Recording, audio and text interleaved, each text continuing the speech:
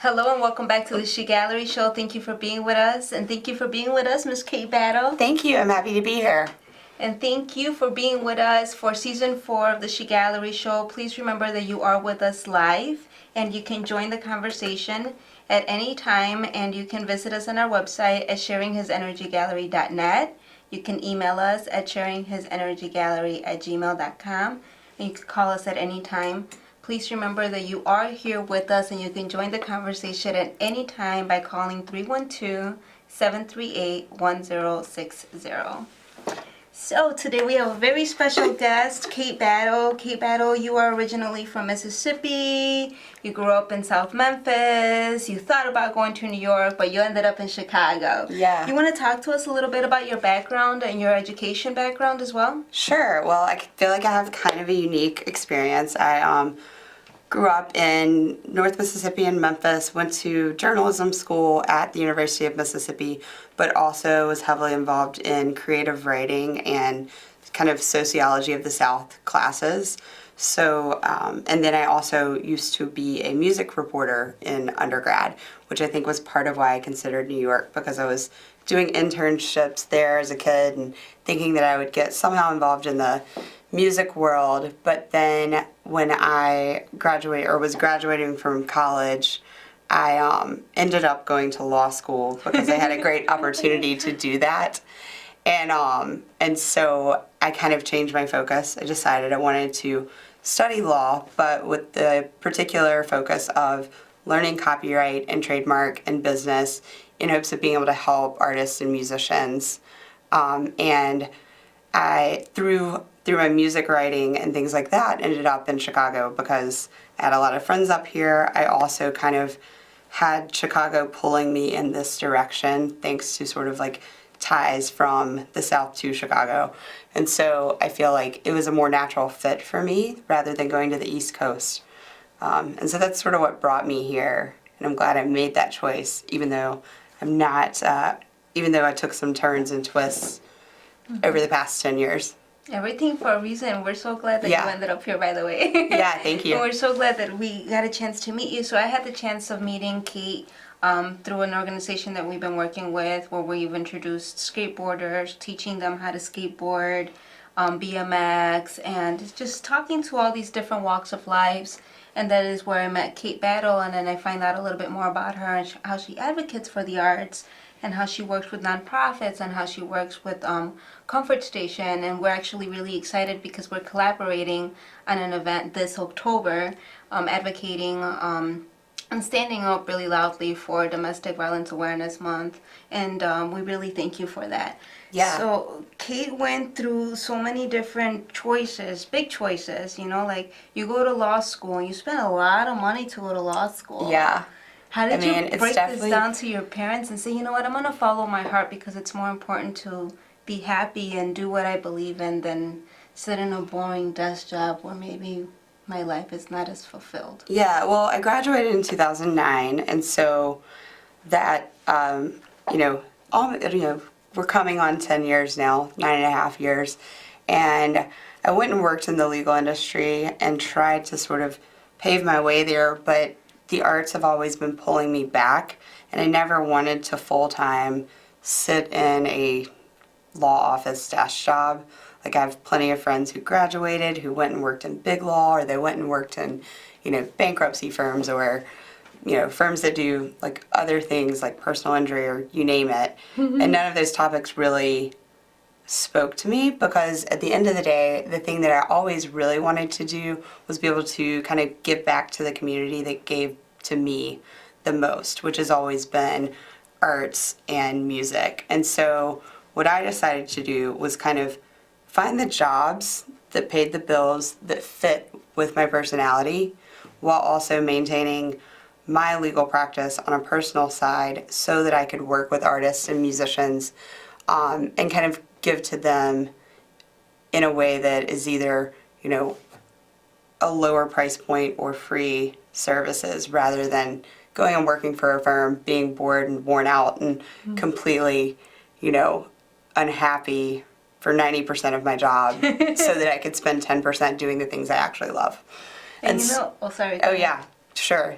No, something really interesting in talking to Kate was the health toll. Yeah. Like, oh, you want to talk to us a little bit about that? That was Yeah, amazing. so for the past like 5 years, I've been doing a lot of work, going and doing contract legal work for these large law firms, doing litigation stuff, and those jobs are often kind of laughingly referred to in the legal world as like almost sweatshops for attorneys, because you're sitting there for, anywhere from 40 to 80 hours a week in front of a computer, going through documents, reading the same thing all day, sitting there, not really communicating with anybody other than here are the instructions and here are the things we're looking for, and typing a few notes here and there.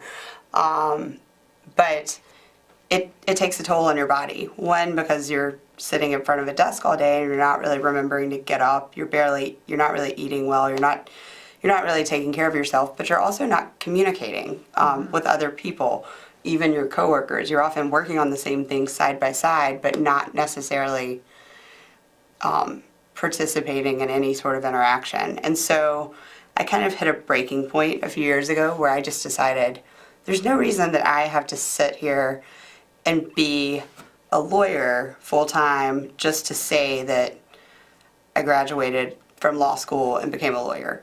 There's no reason to continue on a path where I wasn't, wasn't being healthy, but also not happy. And so I decided I would try to switch gears, which is why my full-time job now is more in operations and project management, so that I get to communicate with people, interact on teams, work with a lot of different departments and people on a daily basis.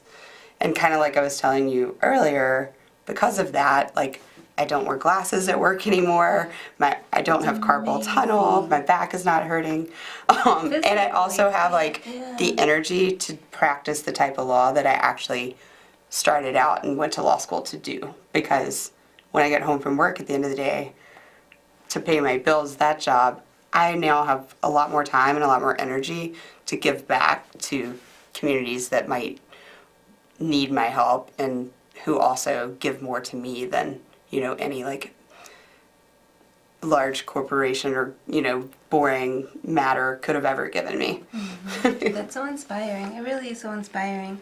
And then there's also this other side of you. So you grew up in Memphis, and you grew up in Mississippi, and then you come to this big city, Chicago. But then there's also this part of you, this really homey part of you where your heart lays in Costa Rica. Yeah, you want to talk to us about your roots from Costa Rica? Sure. Your grandparents and the influence that they left on you? Yeah, I mean, we were talking about it earlier, and I was really lucky because I grew up on a huge farm in the middle of nowhere, and that was always something. I kind of was pulled two different directions.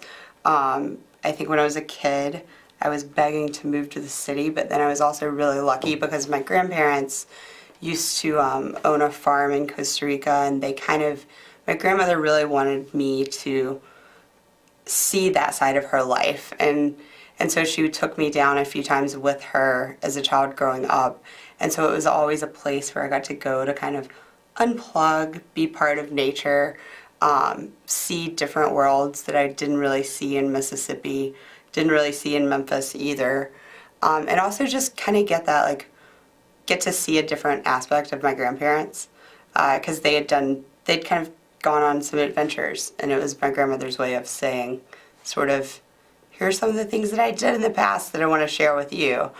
And then on the flip side too, I feel like I get pulled the other direction too.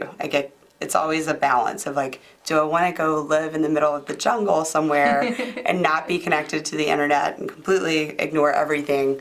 Or do I want to be in the middle of a hustling, bustling city and always surrounded by like something happening? And I think I kind of now as an adult find a way to balance both of those worlds, hopefully. Nice to be able to visit both. Yeah, and it's great. Be a part of both. Yeah. Noble.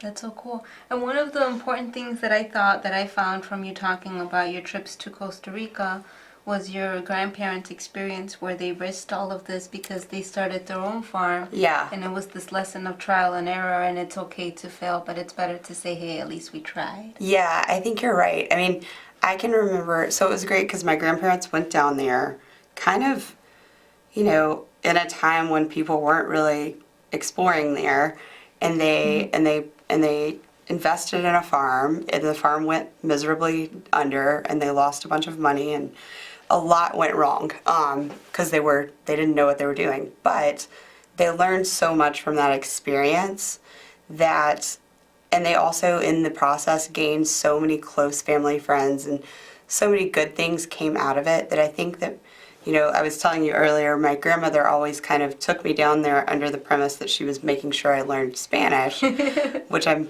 horrible at to this day. But I think the other motive that she had was to kind of show, don't be afraid to take risks, don't be afraid to do things that you might completely, utterly fail at, because chances are something good will come of it. Mm-hmm. And actually, it's kind of funny because when I was in law school, I had gone through some health issues one year and got back a really bad grade. Mm-hmm. And it just so happened that I checked my grades while I was with my grandmother on a trip to Costa Rica. And she was like, nobody cares. Nothing, she was like, it's not the end of the world. She was like, in the end, you're going to do whatever is right for you. And don't be afraid to make mistakes. And also, don't let your mistakes or your failures kind of weigh you down and make you afraid to do things in the future.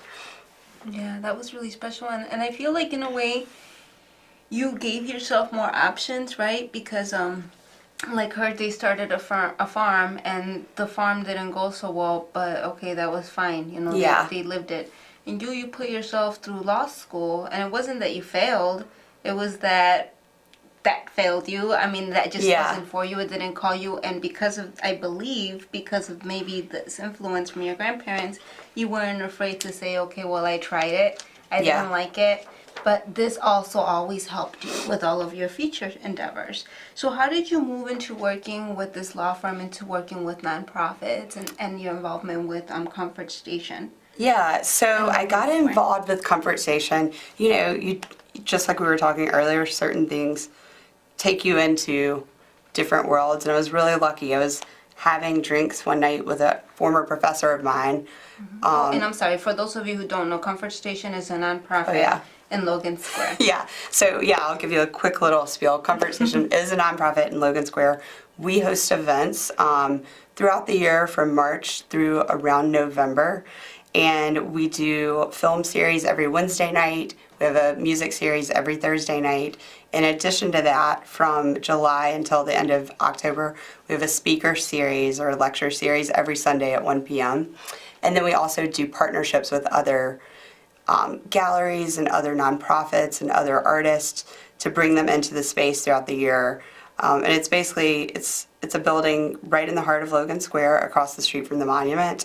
And so we feel like it's a great kind of community gathering space in a neighborhood of Chicago that's constantly changing. And so it's great to kind of have this space where people from different walks of life can feel welcome. And so my work there began, luckily, our executive director, Jordan Martins, his wife actually did a grad program that I was part of the undergrad program for when I was in school in Mississippi. And we had a professor introduce us to each other. So Jordan kind of looped me in as an attorney to help them set up their 501c3 nonprofit status. So I worked with him on all of that. But then afterwards, I didn't want to leave. I wanted to stick around. Because I loved, being surrounded by all these great artists and all these great musicians. And so I just started inserting myself in any way I possibly could. And so in 2016, I kind of helped them with the legal aspects and volunteered as much as possible. Last year, I took over our speaker series, and then this year, I stepped in as our program director, dealing with all of our partnerships with outside programming and stuff like that. And so it's been amazing because it's sort of a labor of love, and we have a very small core staff group, but everybody we all get so much out of it. We run on a very small amount of money, but we also get to put on almost 150 events a year. And so it's so great. Amazing. You mentioned there's literally like 8 people. Yeah. And this is volunteer time. And like many of you here at Can TV know, most of what we do here is volunteer time as well. And a lot of people don't realize how much work goes into all of these events or to have these things happen, especially when you're volunteering your time. But what's really special about this is the production that comes out of this volunteer time. Yeah. You have 150 events coming out of volunteer time. I think that you have so much production because you have to love what you're doing. Yeah. To do this, because you're volunteering your time, and time is precious. Nobody's going to volunteer their time for nothing. So you go to a job where you may be getting paid a lot of money, but you hate your job. Productivity, not so good. Right. And you may hate your job, and you may hate your coworker, and your production is bad because people don't love their jobs. And you have this institution that is just forming events because you love it, and there's 8 of you running on very little money, volunteering just your time, and you get 150 events a year. Yeah. That's Which, amazing. when you say that back to me, I'm kind of like, Congratulations. how do we do it? It's amazing. It's because you drive with heart. And Yeah. I just want to like show people, lead people back to our website. Wrong button. And please visit our website and, oh, here we go. I'm sorry, I went to Chicago. There we go. Here you go. You can visit our website, and this is the event that we'll be having at Comfort Station. This is from victims to survivors. It's a visual homage to domestic abuse survivors and those we have lost. And this is on a Sunday, October 7th from 6 to 9. And we have a call for poets, songwriters, domestic abuse survivor, testimonials. And you could submit this to our website. You can email me at sharinghisenergygallery@gmail.com. And this show's been curated by Kathy Byrne, Kate Blate, who's with us today, and Marina Drovasevich, who I'm just going to murder her name because I just do. I can't say it. And myself. And you will remember that they were both here a couple of weeks ago. And they were also with us reading poetry and have been with us for Soul's Rise. And Kathy said, hey, Dulce, I want to work with S.H.E Gallery and do something for domestic violence. And then I meet Kate, and she talks to me about Comfort Station, and she says, I want to help. I said, this would be perfect. And now we're having more people come out and help. We will have clinical therapists that will come and offer the safe space as well, and just offer a lot of really great resources. So we're really excited, and we're very, very, very grateful to you and to Comfort Station, growing up in the South, to Comfort Station, for letting us use this space and for letting us grow and be a part of the memories that it's built. The more people that we talk to about it, they're like, oh, I know that space. And I almost feel like it's a full circle, and I just really quickly mention this because I feel like it's special. When S.H.E Gallery first started, and I was taking the Business for Arts class, lost as can be, that was one of the spaces that we had talked about in the Business for Art class, and I remember reaching out to Aaron Rogers, who's now with the Hyde Park Art Center, and he said, we're renovating things right now, and just here we go, 4 years later, it turns out that's exactly when Kate Battle was starting with Comfort Station. So I just can't see this as more I don't know. It's just really special, and I'm just so grateful that you're able to help us with this, and that you're helping other people, and that you're following your dreams. Yeah. What have been some of the biggest challenges for you to leave this secure world to this happy, I'm gonna do what I love world? Well, I think that for me, I've always been pretty independent-minded, and I think I've always been the type of person who tries really hard to say, if this is not working, I have to find a way to make things work. And so, which I think is it's weird, it ties back into even what we're doing with this visual, teaching people that they do not have to kind of live off of their past. For me, it was something very when you look in the grand scheme of things, going to school and spending 3 years or some money on something is a very minuscule thing to be I'm going to sit most of this over here, take what I learned from it, and do something completely different. I think anybody can kind of get to that point. You don't have to stay in a situation that's not healthy for you. You don't have to stay in a situation that's not happy for you. You always have the ability to make positive changes in your life, and you don't have to rely on your past to determine what your future will look like. You can learn from your past, and I think that that's a great place to start, but never believe that your past necessarily determines what you're going to do with your future. no matter what cost or effort or even,